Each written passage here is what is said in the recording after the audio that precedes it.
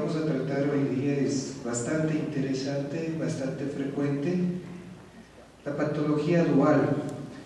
Tenemos la presencia de 4 magníficos expositores. Contamos con el doctor Sherman de España, contamos con el doctor Pacífico Gallegos de Ecuador, el doctor Enrique Aguilar de Ecuador y el doctor Javier Diria, Argentina. En primer lugar, contamos con la conferencia del doctor Sherman de España, Trastornos de Ansiedad. Perdóname.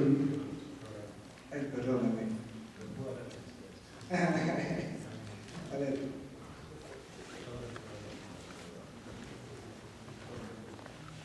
Trastornos del estado de ánimo. El doctor Sherman es jefe del Servicio de Salud Mental del Hospital General de la Universidad Gregorio Marañón de Madrid, profesor máster en drogodependencias de la Universidad Complutense de Madrid, presidente de la Sociedad Española de Patología Dual,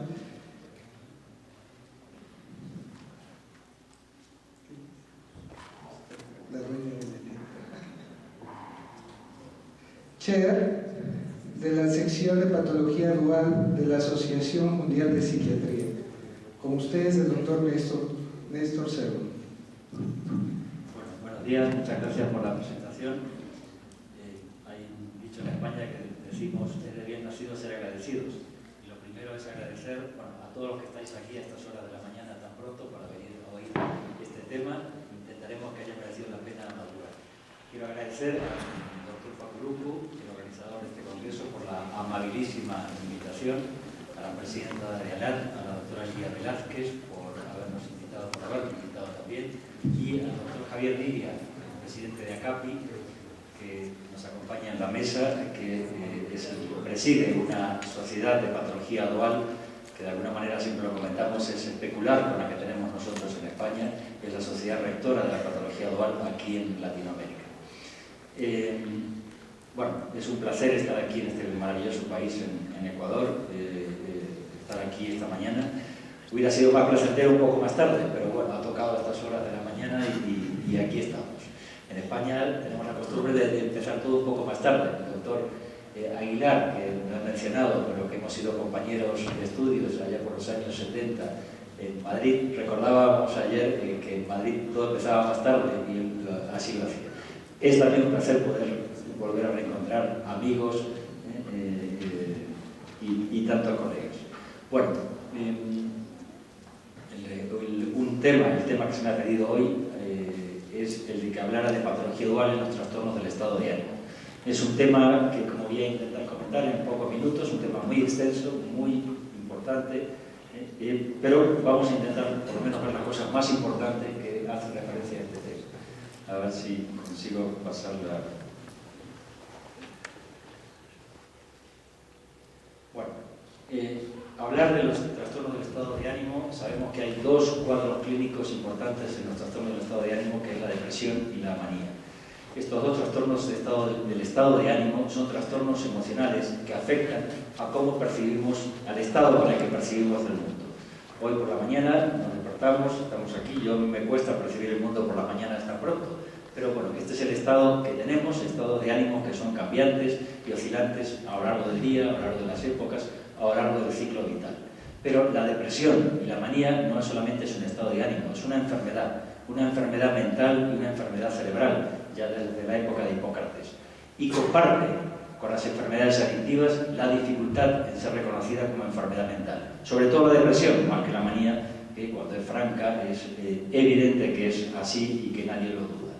Este tema de la patología dual y la depresión no es reciente. Fijaros en esta carta que fue publicada en el American Journal de Psiquiatría hace poquitos años, bueno, 3-4 años atrás, donde habla del tratamiento de la depresión por Maimónides. Maimónides fue un médico, rabino, filósofo, que vivió en la Córdoba del medioevo, en España, Y, bueno, pues es muy conocido, me imagino, por todos, pero en estas cartas él habla del tratamiento de un paciente que sufría de trastorno bipolar.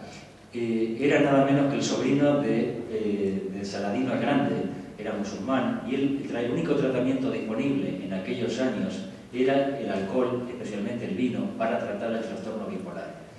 Fijaros el tema de lo que llamamos hoy en día el tema de cómo las sustancias regulan, cómo las sustancias modulan las enfermedades mentales, que es lo que va a llevar a nuestros pacientes, como iré comentando hoy en la próxima conferencia que tengo a las 10 de la mañana, me parece que es, cómo modulan las enfermedades mentales. Pues Maimónides tenía que enfrentarse a este paciente y él hace todo un tratado incluso ético para explicar por qué tenía que tratarle con alcohol, con vino a un musulmán. Bueno, pues se extiende en ese sentido, pero lo que quería recordar era la vinculación ya en aquellos años por Maimónides de la depresión y el tratamiento, o lo mejor, el trastorno bipolar, que era en realidad la enfermedad de este sobrino de Saladino el Grande, y la utilización del alcohol en ese sentido.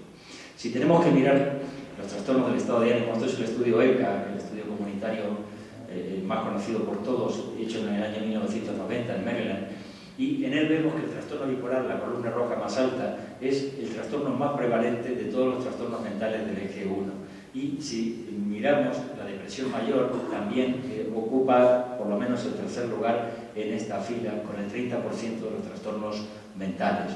O sea que el trastorno bipolar y la depresión mayor son las enfermedades mentales más prevalentes en todos los estudios epidemiológicos, si exceptuamos las adicciones, los trastornos por uso de sustancias, que no es lo mismo que las adicciones.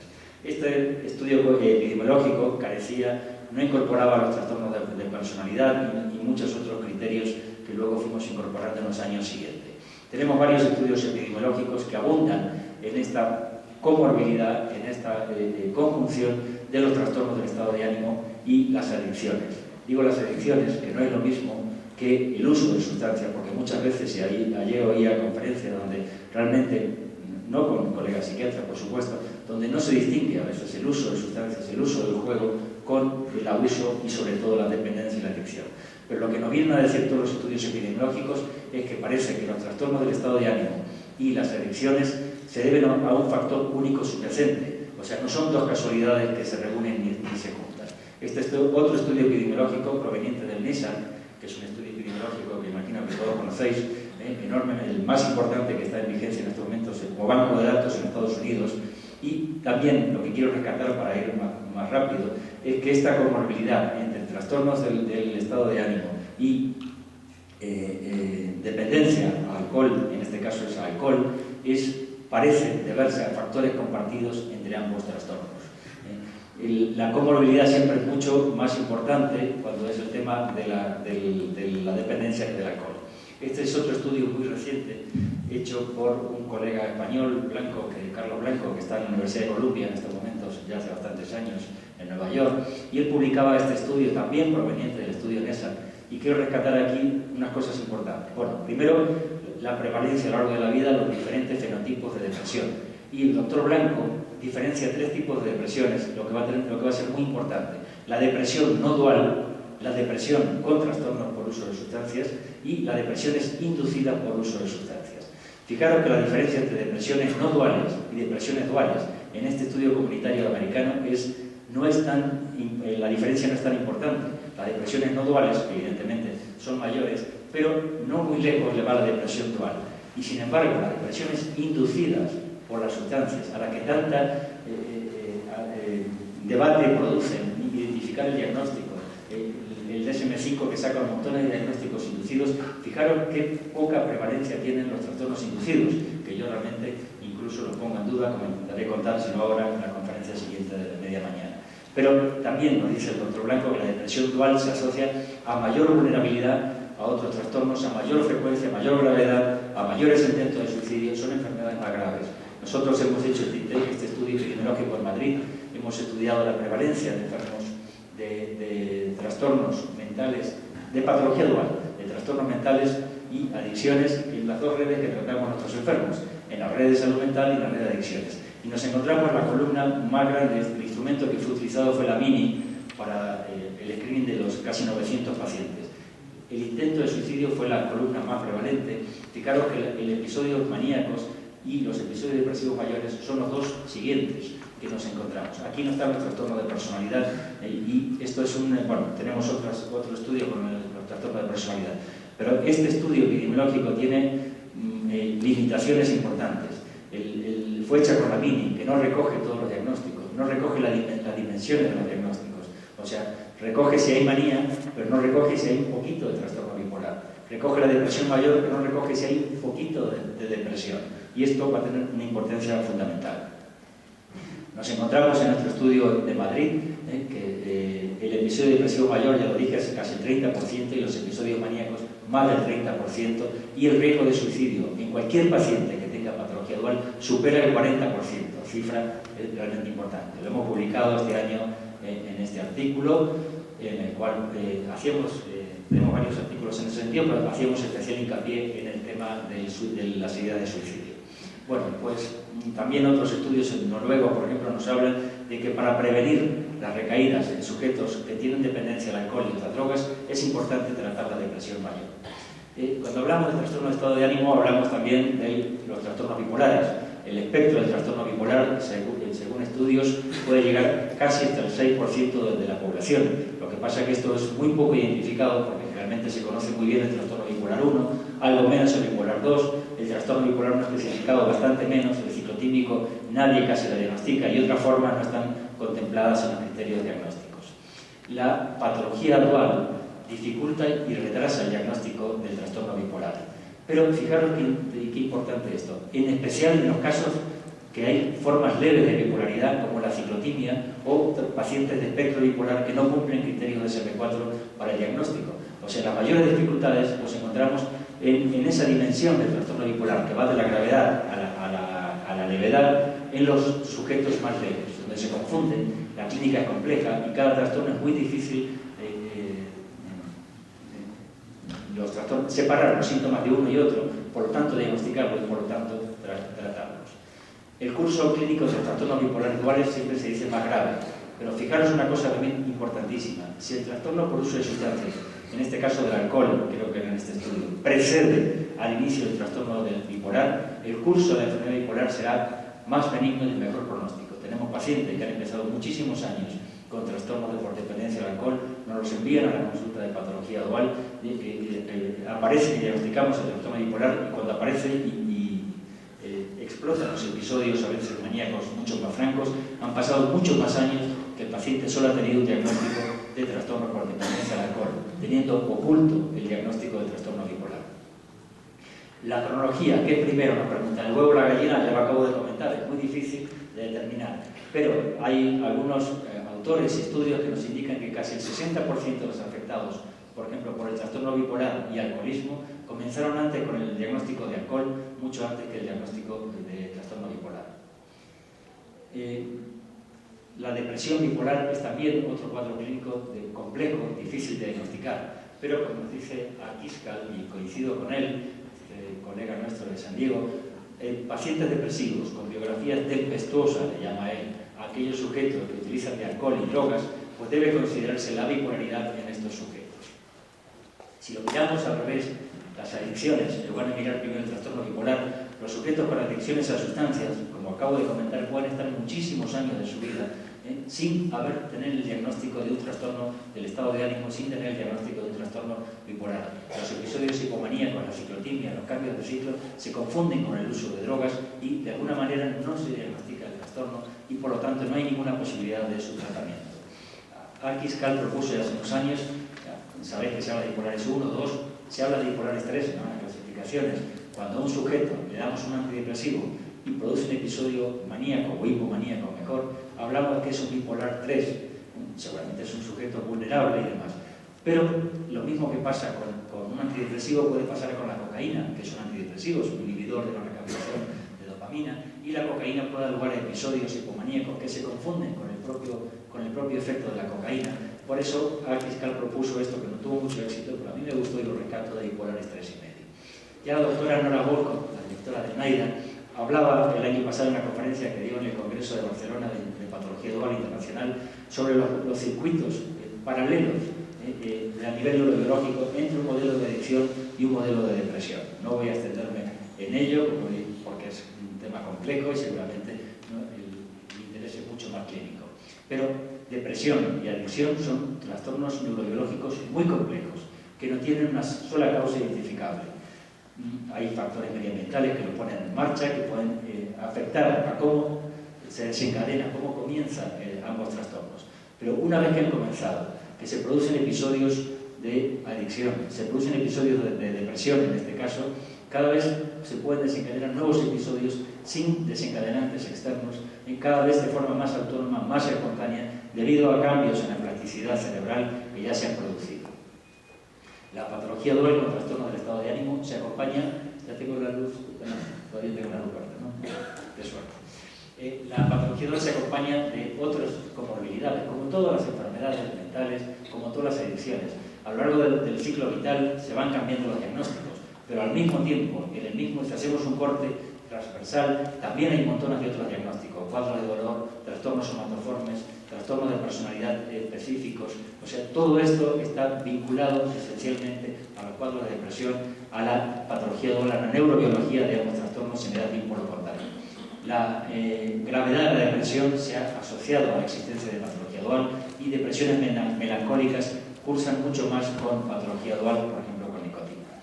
Cuando nuestro paciente con trastorno del estado de ánimo va a la calle a buscar el camello y se encuentra qué drogas busca, pues el uso de la búsqueda de estas drogas no es aleatorio y tiene que ver con un montón de aspectos de la enfermedad que tiene el paciente, del fenotipo, decimos ahora, clínico que tiene este paciente, de qué predomina, de cómo es su enfermedad, y realmente el paciente qué necesita para regular su enfermedad.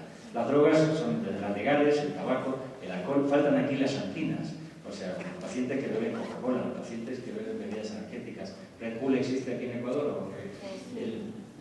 Todas estas bebidas que tienen una importancia y no se recogen por nuestros colegas en las historias clínicas. Bueno, pues el tabaco, por supuesto, la importancia del alcohol, el cannabis y las drogas ilegales también, aparte del cannabis, como la cocaína y los opioides ilegales y también los opioides legales, que estamos asistiendo a una ola y que nos viene, digamos, la publicación de Estados Unidos, también lo estamos viendo en España, de comenzar a tener pacientes con adicciones a opioides legales.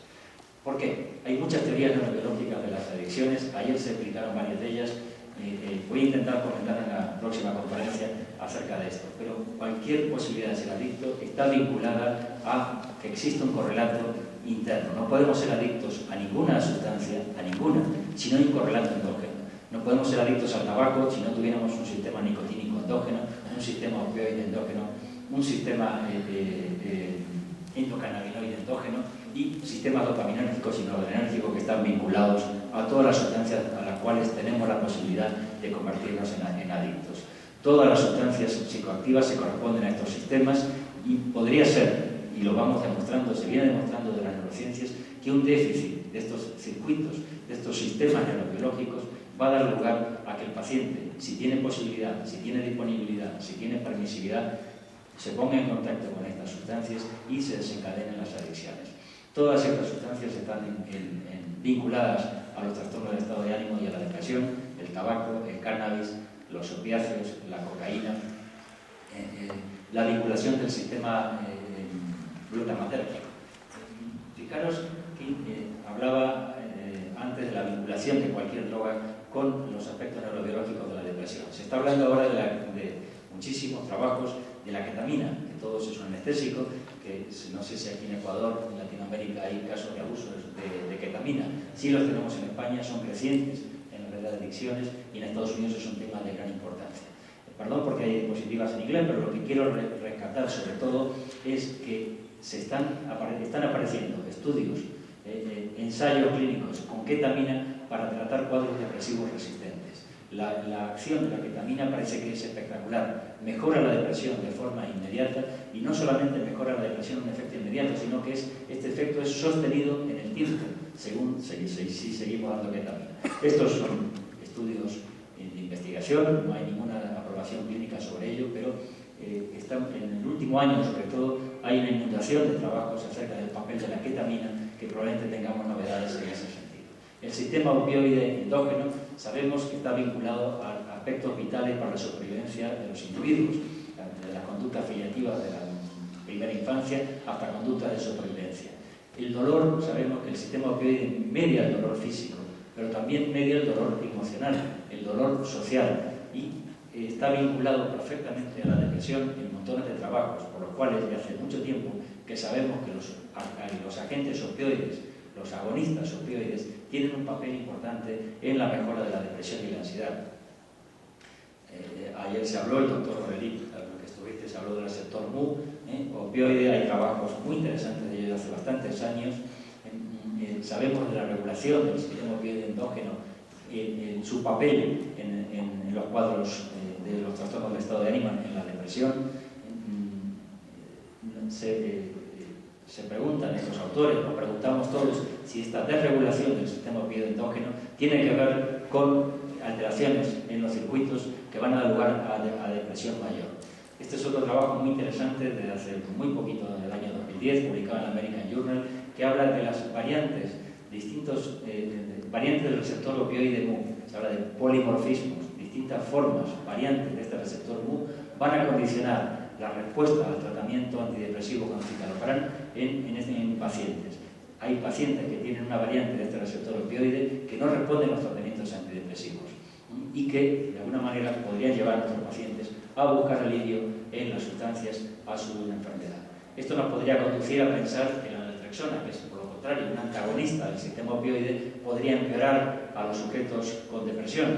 Es bastante razonable pensarlo. Algunos estudios nos dicen que esto no es así y nos tranquiliza porque, como comentaré, tenemos hoy en día la posibilidad de tratar a nuestros pacientes en ese sentido.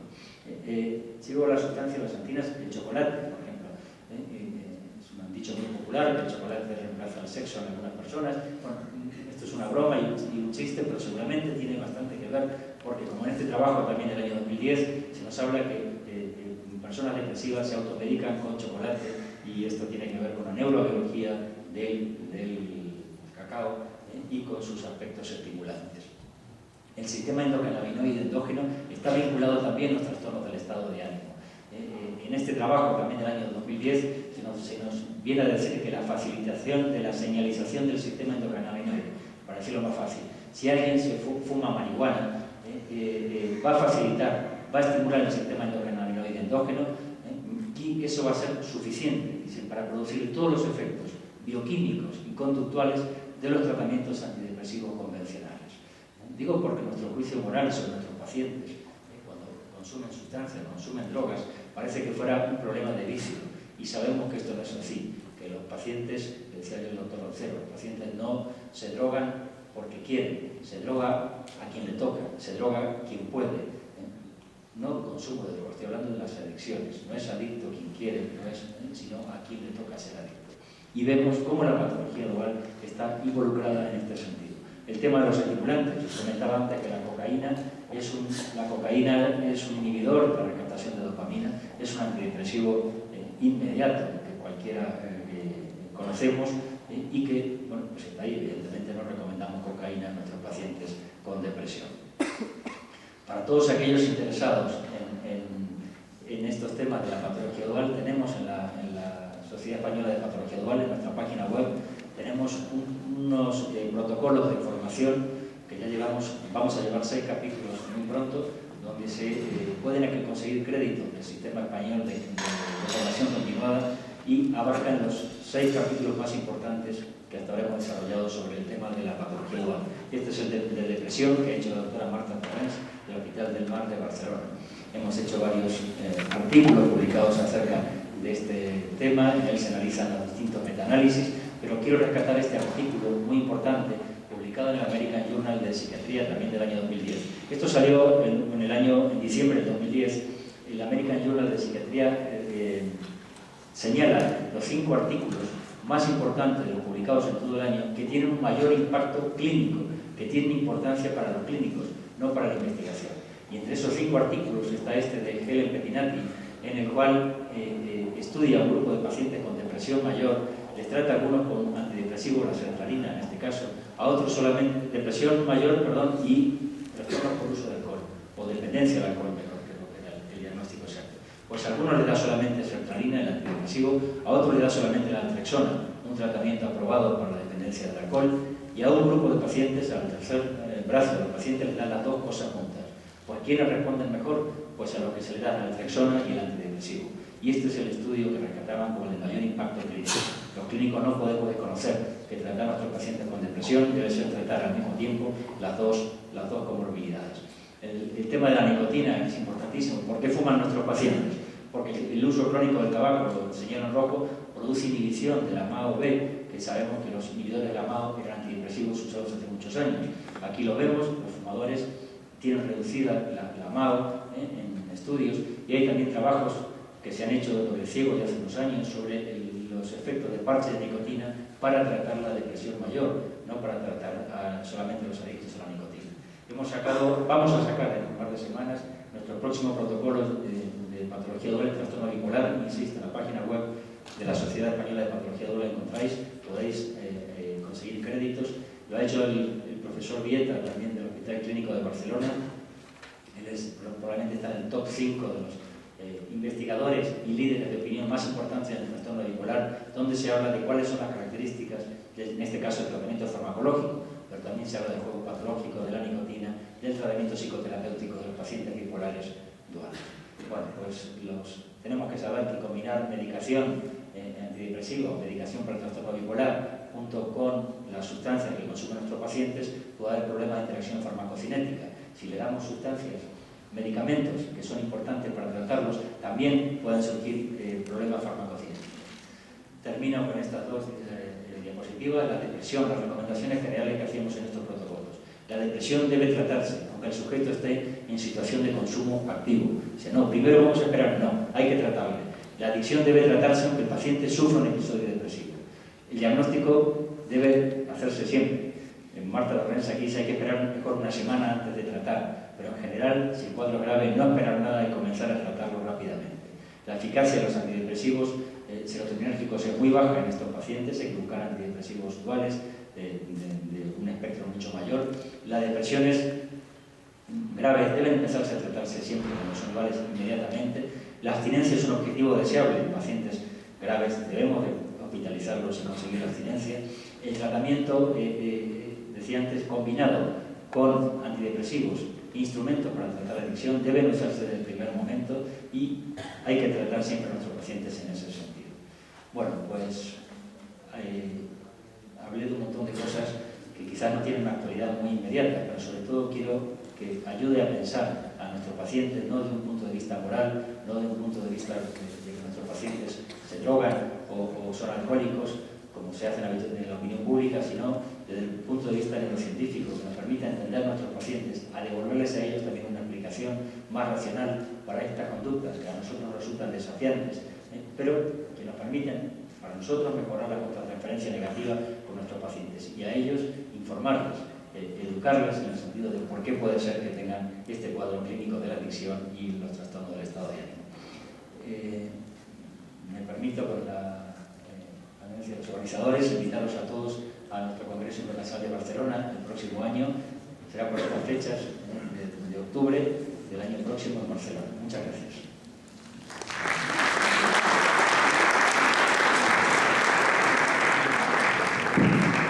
Muchas gracias, doctor. Magnífica su exposición. A continuación, el siguiente tema que vamos a tratar está a cargo del doctor Pacífico Gallegos. Él es médico psiquiatra, docente de salud mental de la Universidad Equinoccial de Quito. Va a tratar el tema trastornos de ansiedad.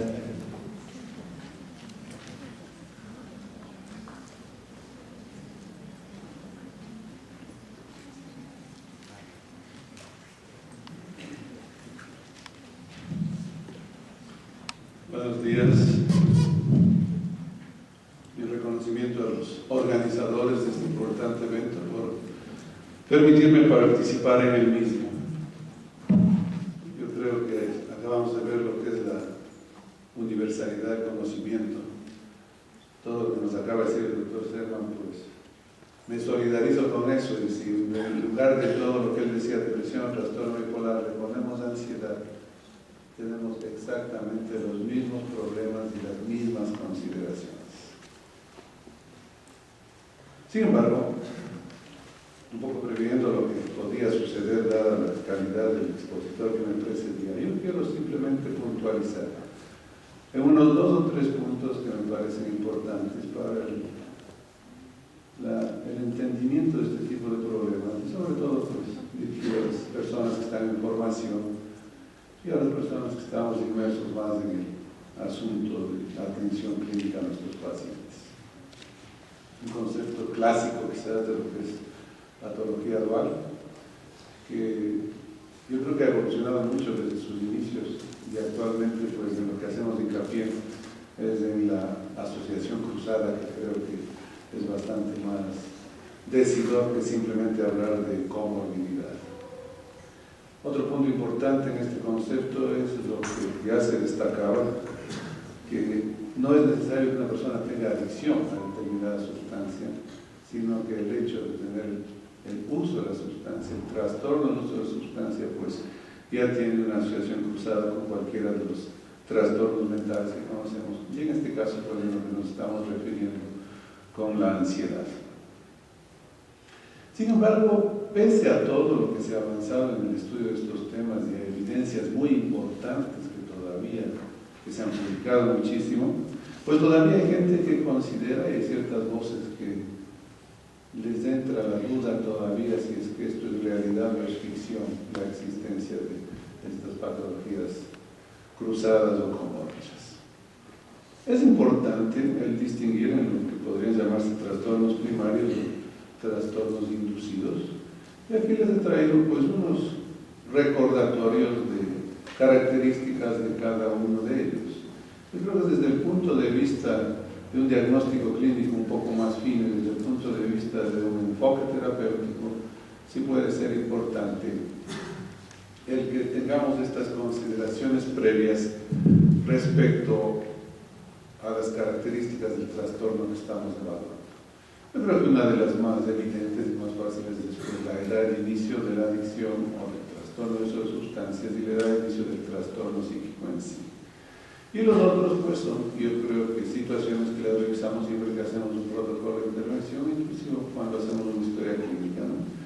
Importante el considerar los antecedentes, la persistencia o no de la sintomatología tras la abstinencia de la sustancia, los síntomas característicos en sí del trastorno, que se cumplan los criterios diagnósticos, que a veces pues no es tan fácil y hay muchas plastias, mucha cambio en la expresión externa de determinados síntomas, pero yo creo que un análisis psicopatológico pues siempre es de mucha utilidad. Evidente cuando hay más bien síntomas que no se corresponden con el perfil farmacológico de la sustancia que utiliza este paciente. Y no hay que perder de vista las estructuras familiares. El uso de sustancias, no solo la adicción, sino el uso de sustancias, pues generalmente ocasiona ciertas alteraciones importantes en la estructura familiar y en la interrelación familiar. Y el trastorno inducido, en el cual pues tendríamos ya la presencia del uso de la sustancia, pues la edad de inicio de la adicción es previo a la presentación del trastorno psíquico. Es importante los antecedentes familiares, enfocado en este caso si había antecedentes de adicciones.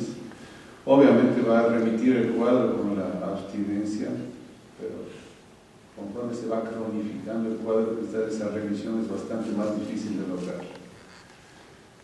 Son trastornos en los cuales ya los síntomas son bastante atípicos, y también llamo la atención sobre el aspecto de la desestructuración familiar, la cual sería mayor en este tipo de trastornos inducidos. Con todos los sesgos que pueden tener los estudios epidemiológicos, y hay que admitir que hay estudios epidemiológicos de muy buen nivel, con una rigurosidad científica muy buena, y otros pues que no lo son tanto, yo creo que nos sirven de mucho para dimensionar la importancia de este tipo de problemas. Yo he traído aquí pues algunos clásicos, pero son clásicos precisamente por lo bien hechos que han sido y por las cifras muy decidoras que nos muestran. El estudio ECA, conocido la mayor parte de gente que estamos involucrados en estos quehaceres, pues nos dicen que hay un 24% de pacientes con trastorno de ansiedad que padecen un trastorno de uso de sustancias comórbido a lo largo de su vida. Inclusive puesta la cifra en términos de porcentaje, yo creo que es bastante alto y sí nos debe llamar a la reflexión, más aún si lo ponemos en términos absolutos en cuanto al número de población. El estudio NESAR, que es otro de los importantes y bien logrados, pues nos habla de una cifra que está bastante cercana a la anterior. Un 18% de comorbilidad entre trastornos de uso de sustancias y trastornos de ansiedad. De manera que la coincidencia no creo que sea casual precisamente, sino que está ahí presente, es un hecho innegable. Aquí tenemos pues algunos porcentajes referidos por drogas. Trastorno de uso de sustancia en general y el trastorno de ansiedad en general un 28.3% y porcentajes igualmente importantes en otras sustancias. Si hacemos un análisis queriendo enfocarlo a nuestro medio, quizás aquí los barbitúricos en nuestro medio no tienen tanta importancia, o podríamos obtener si hacemos un estudio similar, cual es muy ambicioso por cierto, a lo mejor no tenemos estas cifras de tal dimensión. Con un poquito menos de intensidad podría referirme igual a lo que es alucinógenos, siempre enfocando a nuestro medio, pero yo creo que con cannabis y cocaína pues vamos bastante cercanos a estas cifras de estudio. Aquí hay otros datos epidemiológicos, en la cual pues se comparan 3 estudios enfocados en sí ya a los trastornos de ansiedad. Y también tenemos pues las cifras que en algo ya mencionamos y vemos que están bordeando el 30% en lo que se refiere a porcentajes en sí. La otra cifra que está entre paréntesis corresponde al otro ratio, que también pues es cifra importante. El trastorno de pánico, miren ustedes cómo destaca, y quizás es algo de lo que vemos con más frecuencia en nuestra práctica clínica, el desencadenamiento de crisis de pánico importantes, muy intensas, tras el abuso de determinadas sustancias. El doctor Selman mencionaba los energizantes del Red Bull, y yo creo que en la práctica clínica en nuestro medio estamos viendo cada vez con más frecuencia trastornos de ataques de pánico en gente joven, personas menores de 30 años, pero que tienen un consumo continuo y muchas veces ya un abuso del consumo de estas bebidas energizantes aparentemente inofensivas, aparentemente que no tienen ningún riesgo de venta libre además, pero que sí nos pueden causar una serie de inconvenientes. Este es un estudio europeo en el cual se compara la incidencia de alcohol y trastorno de ansiedad generalizada y también la dependencia de alcohol con agorafobia. En todos pues nos da cifras que realmente nos hacen meditar que hallazgos, si tomamos individualmente los hallazgos de un estudio u otro, pues no son cifras casuales. Les traigo estos estudios un poco saltados, pero de diferentes fuentes para que ustedes vean pues que sí, es bastante más allá que una coincidencia, es una realidad innegable. Solo para recrear los circuitos neurobiológicos de nuestro cerebro, que es a partir de donde se está intentando dar una explicación. Yo creo que en general en el trastorno mental, en la patología dual y la ansiedad, se está intentando dar una explicación de por qué hay esta alta correspondencia. Aquí tenemos algunos de los sistemas neurobiológicos de nuestro cerebro, quizás los más importantes. Y es el estudio de estos circuitos, el avance en eso es lo que nos va permitiendo entender muchísimas cosas. Hasta hace no poco tiempo se hablaba de que el consumo de sustancias pues depende mucho de la impulsividad, de la falta de control del impulso. No es que esto ha dejado de hacerse, pero cada vez va teniendo un sustento neurobiológico más importante. Se hablaba mucho anteriormente que el uso de sustancias estaba muy en relación exclusivamente al trastorno de personalidad. Creo que el asunto va bastante más allá que eso. Y la neurobiología cada vez va avanzando más, pues nos empieza a explicar muchísimas cosas. Los estudios relativos al estrés, a los factores estresantes, el impacto que causan en el funcionamiento cerebral, pues al parecer nos permiten tener un abordaje bastante más cercano en lo que se refiere a explicarnos esta relación entre el uso de sustancias y su correspondencia con los trastornos de ansiedad. Habría una influencia recíproca, cruzada, en que el uso de sustancia pues produce alteración de muchos de estos circuitos, produciéndose el trastorno de ansiedad en sí, y a su vez esto retroalimentando que haya un mayor consumo de una u otra de estas sustancias con potenciales capacidades adictivas. Otro aspecto que se ha abordado es, y este cuadro me parece muy interesante, pirateado de uno de los protocolos de intervención del tercer mundo, en el cual pues vemos los trastornos de ansiedad y el síndrome de abstinencia, y ustedes ven el comportamiento de determinados neurotransmisores y en relación al uso de determinadas sustancias. Y ven pues la comparación que tenemos en los neurotransmisores clásicamente involucrados en la ansiedad. ¿Qué hacer con este tipo de pacientes? Creo que se explicó ya largamente parte de la fisiopatología, parte se explicó más en extenso los instintos biológicos. Y quiero dos reflexiones acerca del tratamiento de los trastornos de ansiedad o de la ansiedad dual, como se las llamaba. Yo creo que en general es muy semejante al de los trastornos de ansiedad.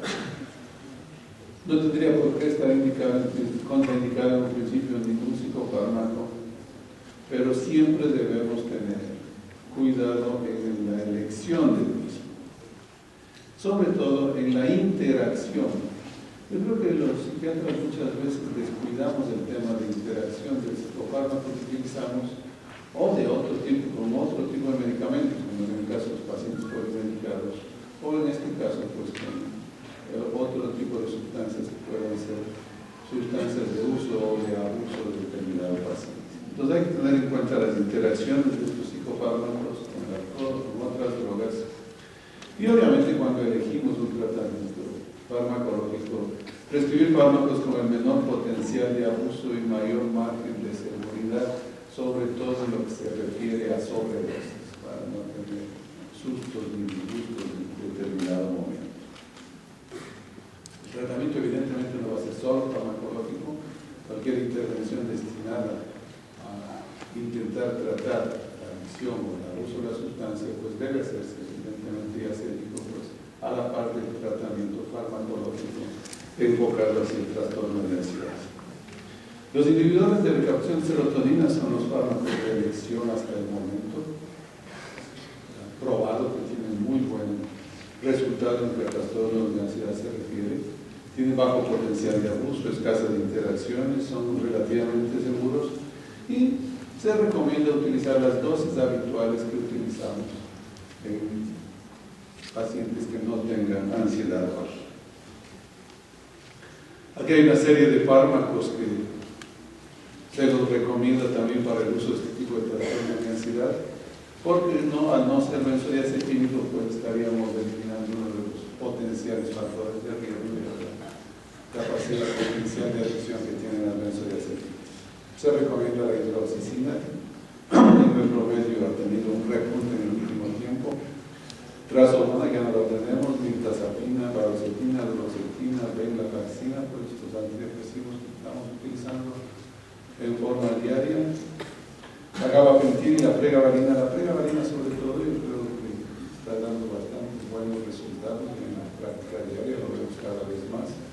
Y los antipsicóticos, sobre todo la quetiapina, enfocada en sí más hacia el espectro afectivo, o la olanzapina, que evidentemente con capacidades sedativas bastante buenas y que pueden controlar también la ansiedad, dependiendo de la dosis que utilicemos. No hay un tratamiento único, yo creo en dos cosas fundamentales. La una, que cada vez nos vamos aproximando más al espectro.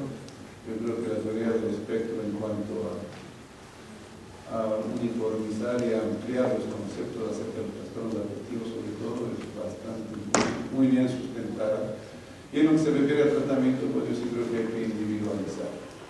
hay que universar los protocolos de prevención, las guías de tratamiento son muy útiles, pero siempre en la práctica diaria estamos viendo reacciones absolutamente individuales de nuestros pacientes.